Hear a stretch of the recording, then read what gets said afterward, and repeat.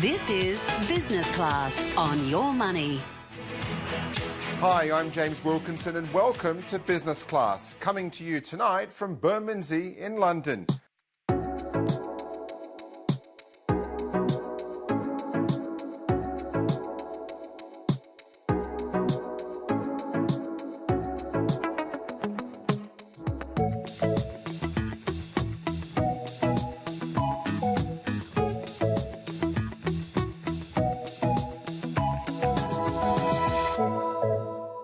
Before we check into some of our favourite places around here, here's this week's travel news. In travel news this week, British Airways is empowering its employees at London Heathrow to assist customers with any travel issue. The airline says the investment is part of the airline's plan to have the most skilled, responsive and flexible customer service team of any major hub airport in the world. British Airways' hosts have traditionally helped customers with just one aspect of their journey. However, as part of a new approach, a huge training operation is now underway to enable every host to help customers across a range of different areas, from ticketing to rebooking, changing reservations, finding delayed luggage, or providing up-to-date flight information. Hosts will use iPads loaded with a number of specialist apps and will walk the terminal floor, reaching out to customers rather than waiting for them to visit check-in desks. Still on airline news, and Qantas has commenced a trial of innovative facial recognition technology at Brisbane Airport. The technology allows customers to upload their passport to their mobile phone for the first time. This allows customers to check in before they arrive at the airport and eliminates the need to provide their passport and boarding pass at the lounge or boarding gate, helping speed up their airport experience. The trial, which began earlier this week, will run until early December, with passenger feedback used to help Qantas prioritise future biometric trials and investments. The trial is limited to passengers who volunteer to take part and who are travelling on flights from Brisbane to Singapore, Tokyo and Hong Kong. Across the Tasman, Air New Zealand has released its latest in-flight safety video and, as expected, the clip has already been a massive hit online, with over 6 million views already this week. The video is the largest scale safety video in Air New Zealand safety video history, with a cast of around 600, including well-known Kiwi actor Julian Dennison, local musicians Kings, Thea and Randa, as well as talent from 30 community groups across the country. The video's backing soundtrack, It's Kiwi, was performed by Kings and Randa and is a remake of the popular Run DMC song It's Tricky, with bespoke New Zealand-themed lyrics. In hotel news, Marriott International has opened the Westin Brisbane, marking the brand's debut in Queensland. Located in the heart of the River City, the hotel offers an urban retreat for leisure and business travellers who prioritise their well-being. The Westin Brisbane features 260 guest rooms and 39 suites, which feature floor-to-ceiling windows, bathing the rooms in natural light. Guests can enjoy a range of signature in-room Westin comforts, from the world-renowned Heavenly Bed to the complimentary Sleepwell Lavender Balm. The Westin Brisbane offers an array of experiences for guests and day visitors to rejuvenate, revitalise and improve their health and well-being. Australia's first Heavenly Spa by Westin offers 5 treatment rooms, including 2 couples rooms, a steam room and relaxation pods. The hotel is also home to a gym and several food and beverage outlets, including a jazz bar named after Australian aviation royalty and Brisbane-born pilots Sir Charles Kingsford Smith and Charles Ulm. Back in Sydney, the Langham Hotel's just opened up a bar that celebrates the hotel's classic history. Here's what it's all about. Yeah, so we just opened a brand new bar here at the hotel. It's an inventive cocktail bar located in the middle of Millers Point, and we were really trying to become a neighborhood bar because, you know, back in the days when we were the Observatory Hotel, before we became the Langham, there was this bar that the neighbors loved, and you know, there was a little bit of disappointment when it was gone. So we're like, you know, why not try to pay homage to the heritage of the building and the area, and we opened a beautiful bar that neighbors can come to and feel comfortable. Also, Langham has been very well known for their destination bars. That started years ago with the Artesian Bar in the Langham, London, which was voted best bar in the world, I think, 5 years in a row. And then due to that success, we started opening new bars, destination bars in Chicago, New York, Shenzhen, Hong Kong, and now very excited to have Sydney. And tell us about the drinks concept here in the hotel. Yeah, so our mixologist David Green uses both molecular and culinary techniques to come up with his cocktails.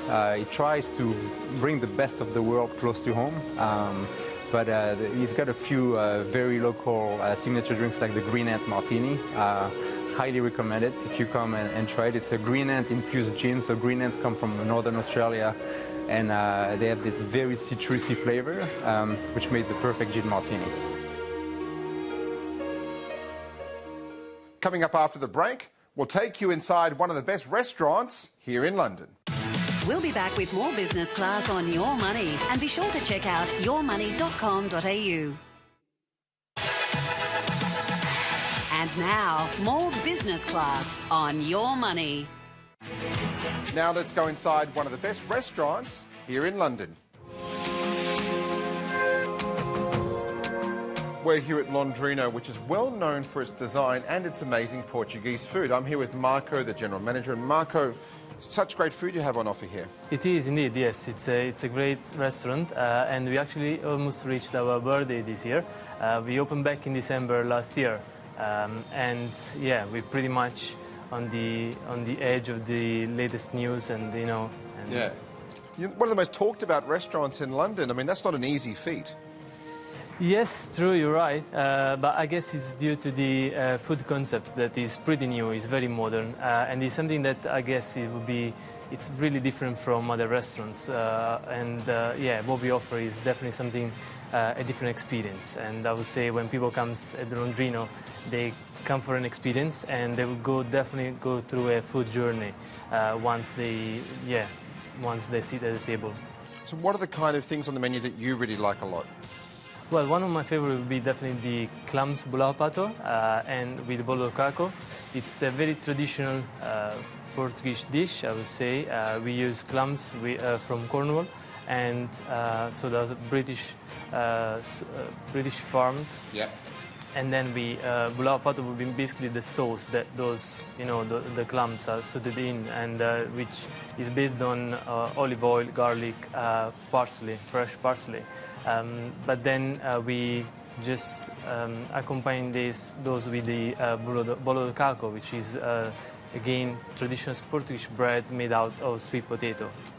And you've got such a breadth of stuff on here. Your seafood, like you said, the clams is just so good. It is, yes. The menu has an influence on seafood, although there are also a very good selection of meat dishes, such as the lamb and the duck. And now going to the winter season, we got just a few lovely dishes of game coming up on the menu, which are, quite creatively combined with mushrooms, with the berries. There is lots of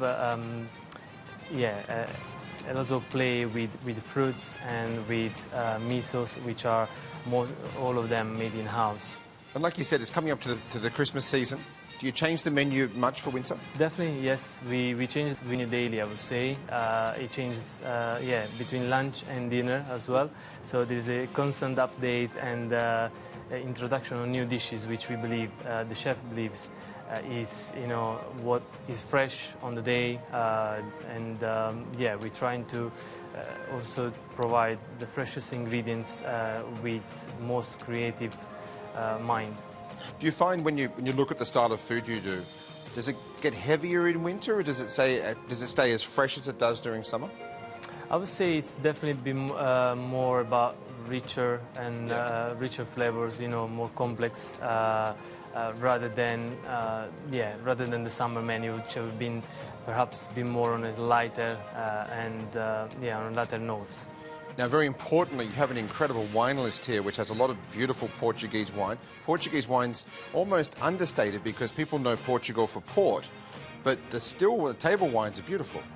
Exactly, yes, you're right. I think they've always been sort of understated, and I think people are now getting more and more familiar with the wines, and that's what we pride ourselves for. You know, we got a good selection of Portuguese wines alongside some Spanish, and I would say it's more about Iberian region. That's what our wine list is based on. But also the key of our wine list will be organic wines and biodynamics. So we do work with small producers that they really care about the way the wine is produced, and they really care about the final product. So it's definitely something that you won't find in other restaurants, or you won't find on the trade markets. Yeah.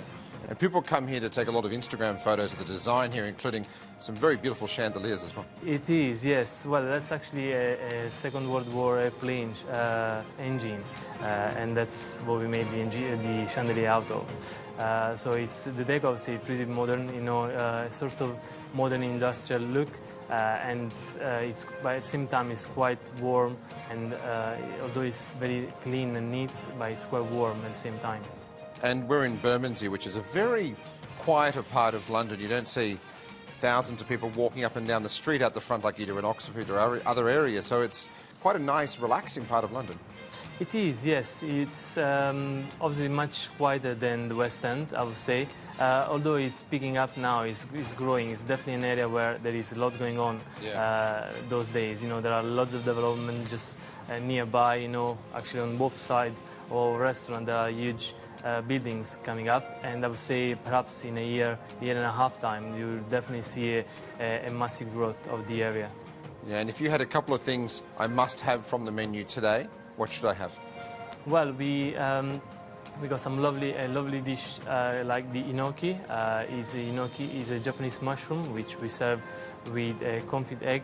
The egg is confit in olive oil and is served in a broth of mushroom.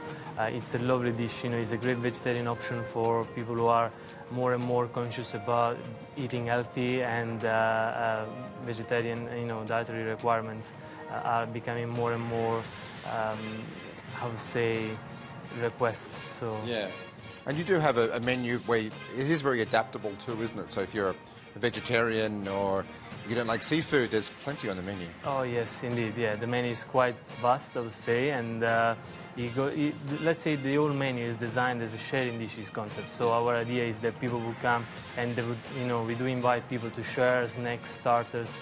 The whole structure of the menu would work where you will always have some snacks on the menu, which are small portions, something that you enable while you wait for the dish to arrive. And then we got some starters, lovely starters to share in between 2, 3 people, 4 people, and obviously the main courses. Main courses as well are pretty good, dish and good size to share in between the 2 or even bigger parties.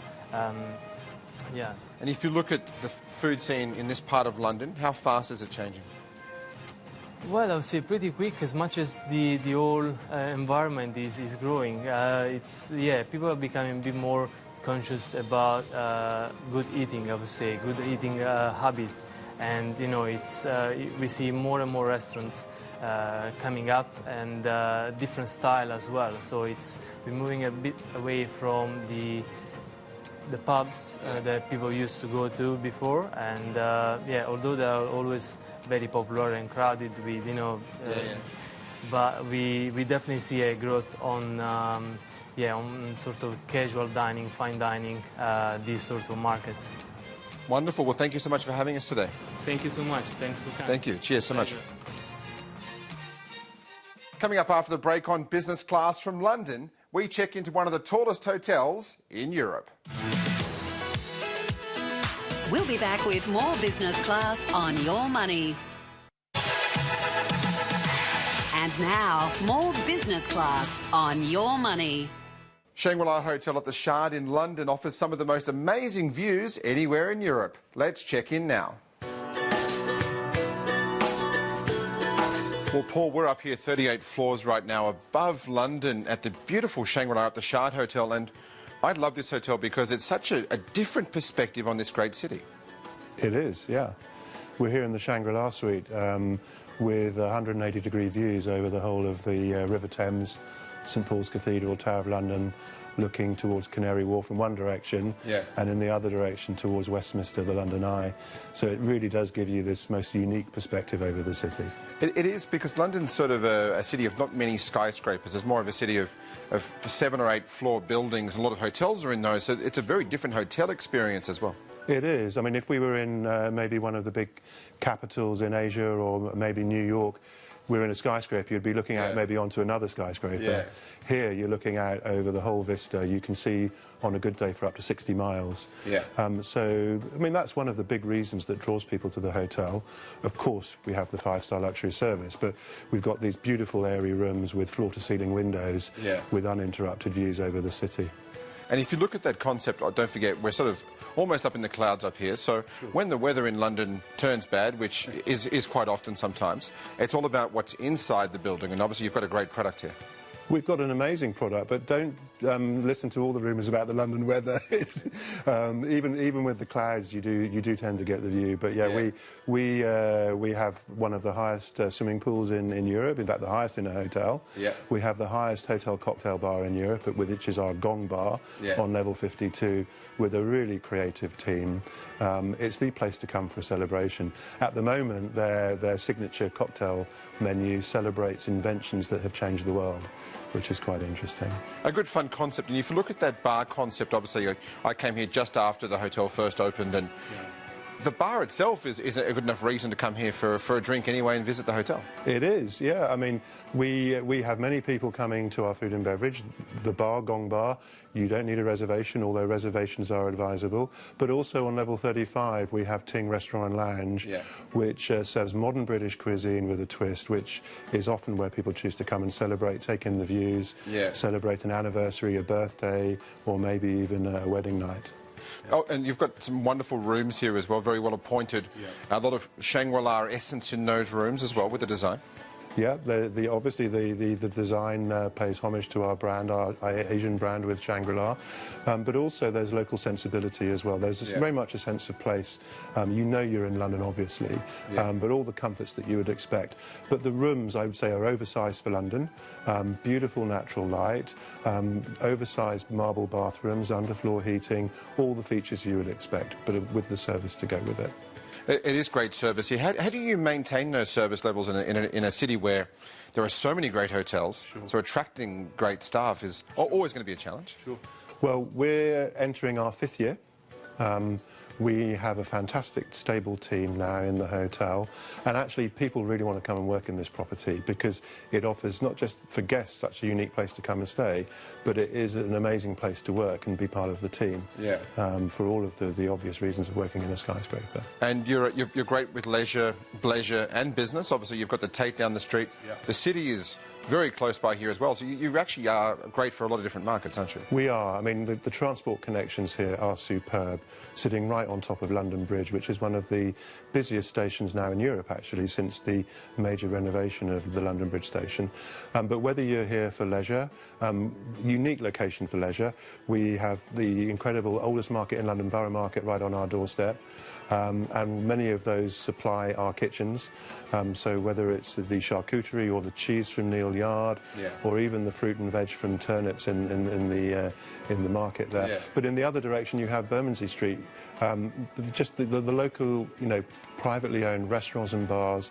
The area is so authentic, and it offers this unique perspective onto London. So the nightlife here is really, really vibrant. So, as I say, people coming to celebrate, or, C-suite people coming to visit their businesses in London, equally sort of 20 minutes to Canary Wharf, 15 minutes to Green Park, and then obviously the City of London just across the bridge. And right behind us, it's a very residential area in this part of London, and not many hotels. Not many hotels, and we obviously are the first 5-star hotel south of the river. Hotels, there are more opening actually in this area. There's a number of new properties coming to London and this area, but I would recommend a visit to this part of town because many people choose to come to London more than once a year, and rather than maybe stay in the regular haunts, why not give this location a try? I think people will be pleasantly surprised. Yeah, it is a fun experience down here, and on weekends it's a totally different experience than it is during the week. Yeah, the weekends, this is the place to come. This is the, you know, whether it's for lunch or to visit the Tate Modern or the HMS Belfast, or even if you're just the other side of the river visiting the Tower of London or Tower Bridge, you know, it's only a short walk over to this part of town to really experience this foodie destination that we have right on our doorstep. Yeah, and it's funny, you can see your building from the planes when you actually descend into London, so it's quite a monument here in its own right. It is. You know, you turn the television on now, it seems to always be the backdrop to the latest movie, you know, the latest drama, or even the news now. I think Big Ben is currently under scaffolding, so I think they're choosing the Shard instead. Wonderful. Well, thank you so much for having us here today. It's a pleasure. Thank you so much. Yeah. Cheers. Cheers. Shangri-La at the Shard in London's also home to one of the highest restaurants anywhere in Europe. Let's go inside now with chef Jeremy Brown.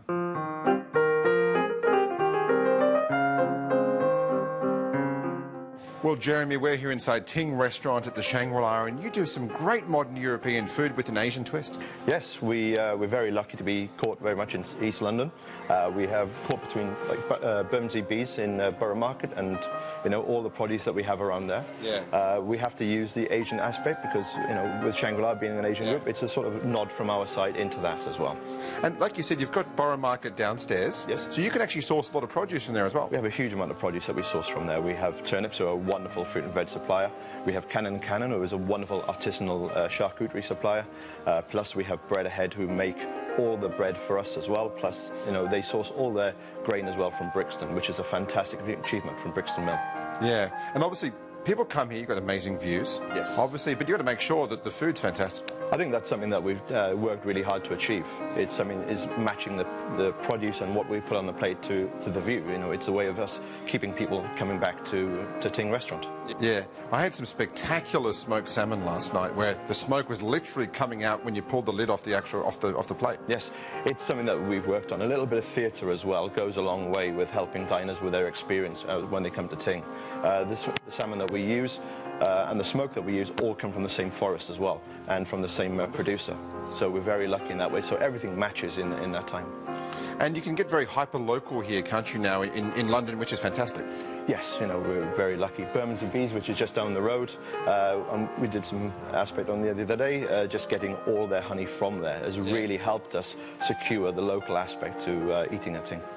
Is that something that obviously it's going around the world at the moment, the whole hyper, well, it was the farm-to-table concept, now it's getting local and hyper-local. Yes. So it's good you have got more producers in the area that you can rely on, but they're downstairs, literally. Yes. You know, if we look at our cheese board and all our cheese aspects, they all come from, or they're all matured within a mile from us. Yeah. So it gives us that aspect of meeting the suppliers, giving them what we want as well, and then producing it for us. Now we're coming into the holiday season very soon. Yes. What are some of your favourite ingredients at the moment? The smoked salmon that you mentioned. We look at the beef that we have at the moment, which is black beef from Ring Farm in North Wales. A lot of that aspect that we use. Wonderful. And when you look at sort of how you have the menu, how often are you changing the menu up here? We change the menu twice per season, so we're looking at 8 times per year. Okay. Which gives us a lot of time, because when we change from a spring to a summer, something will just fade out halfway through. Yeah. So it gives us that chance to make sure the menu is very seasonal, very local at all times. Is that a bit tricky sometimes when you have the farm-to-table concept, where you are using smaller producers? Is it hard to use some of those small producers year-round? Not always, not for us. No, you know, we're very, very bespoke, and we do work with the farms that will supply us through the entire year. You know, we're not going to have someone who can only supply us one beef a year. You know, we're very lucky and we're very local, and we source this in in a good way. So here in England, is bespoke dining as a chef more challenging than it is if you go a bit more mainstream?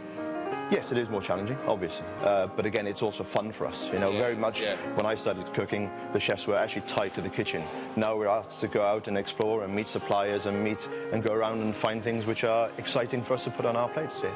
And then the guys get to have fun matching it, where you've got great British wines, local craft beer. London's craft beer scene's going through the roof. Beer is fantastic at the moment. You know, we're very lucky that we do work with a supplier just down the road again, and so, you know, we've been very lucky that we are caught between that Bermondsey market and that Borough market, and it makes my job a lot easier in that way as well.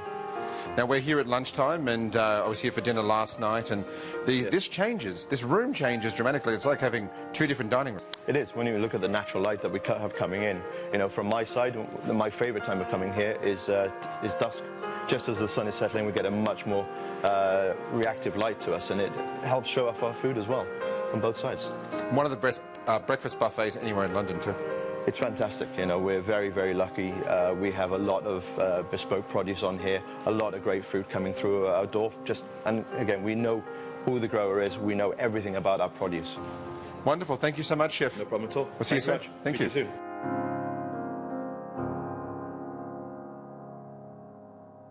Well, that's it from us in Bermondsey and London. Thanks for watching, and we'll see you next week on Business Class from New York.